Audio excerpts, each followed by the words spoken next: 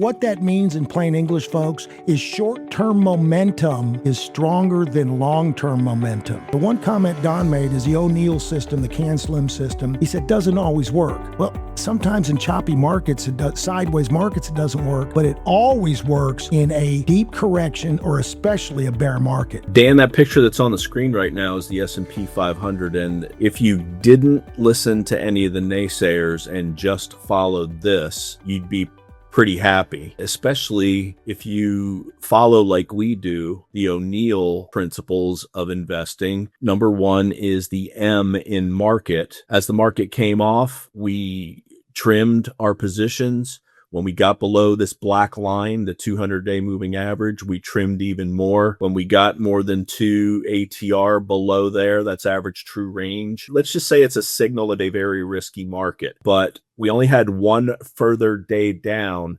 after we went to cash. Then we saw a gap up back above this purple line. That is the 8-day exponential moving average. That's our first signal to start re-engaging on the long side from an index perspective. We ran into this 21-day moving average and could not get above it for 4 days, which led to the expectation that we may have more of a pullback. But this key day here, this was day 5 off of the low, we undercut and reclaimed, closed at the top of the range, right below the 21-day moving average.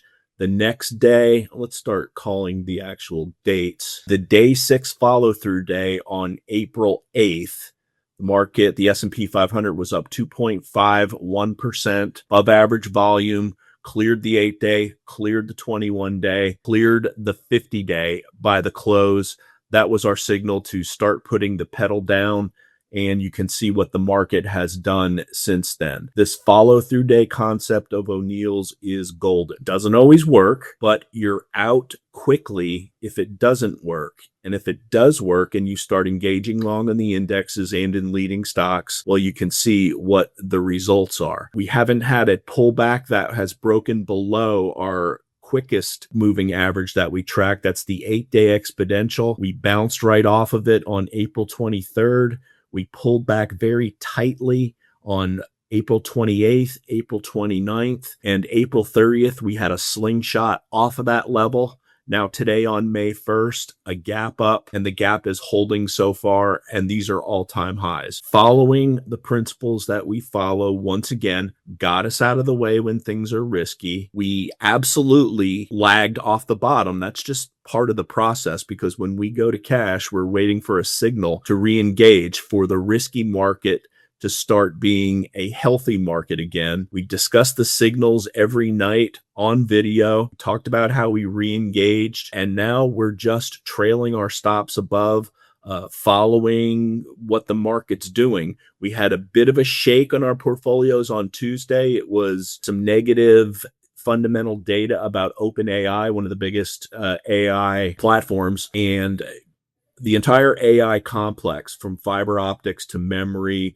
to power to semiconductors, sold off hard. On the indexes, it was only down 0.5%, just a little blip right down below the 8-day moving average. Again, this is why we keep bedrock in the portfolio as the S&P 500 to allow all of that rotation to take place on days when growth stocks are getting hit hard. We underperformed that day. That has followed with 2 days, the last 2 days of outperformance as we positioned our portfolio, buying at opportune spots in the leading names, and now just riding the wave, watching them go higher, raising our stops as we need to, constantly watching for the rotation of money into any new sectors.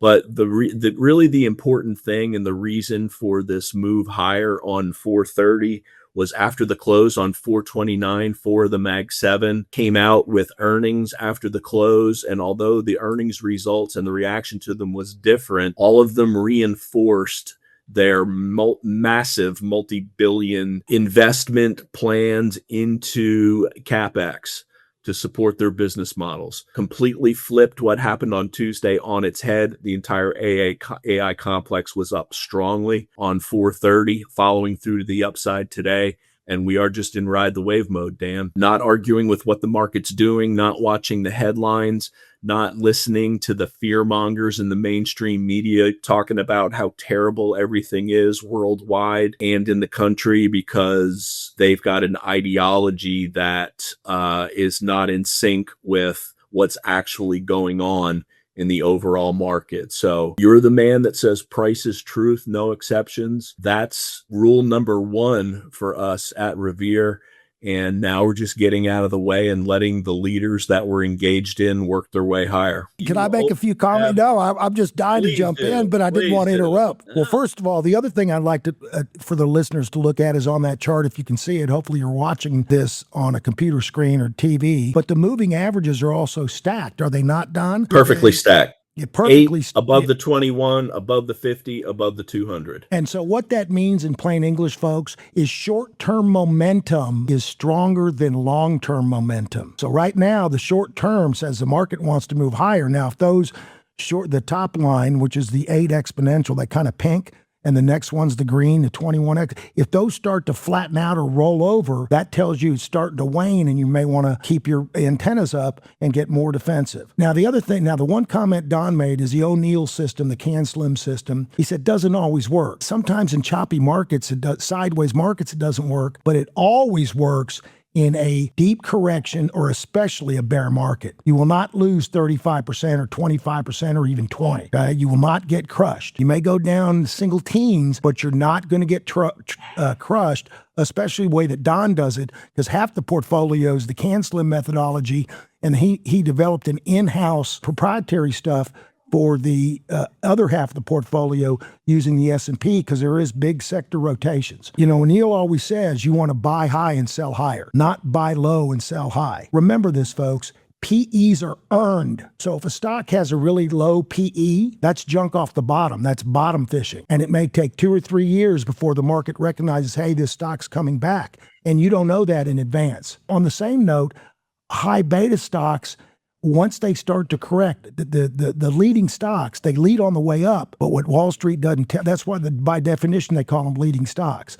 But they also lead on the way down. And leading stocks fall on average 72% from the top when they top out. So they're going to make you the most money, but they're also going to lose you the most money.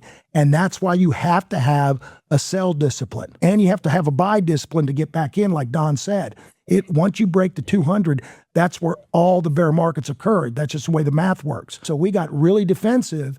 And on the first initial bounce, we will always underperform those first 4 to 5 days or a week. But then we get back in very quickly and we buy the best of the best stocks, not just a huge, broad, multi-sector fund. Don always says you don't go to the grocery store and buy rotten fruit for a balanced diet. So you want to pick kind of the best of the best sectors and have enough spread out so that just like the AI sector doesn't cream you. Well, take a look at the two graphics that I have on the screen. The trend gauge, plain and simple. We update this every night and it reflects what's going on with leading names. This drives the growth stock in portion of the portfolio.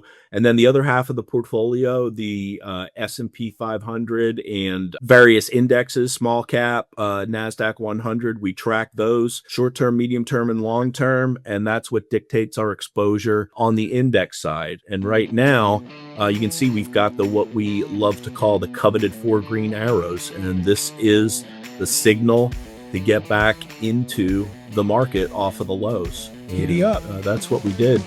Giddy up.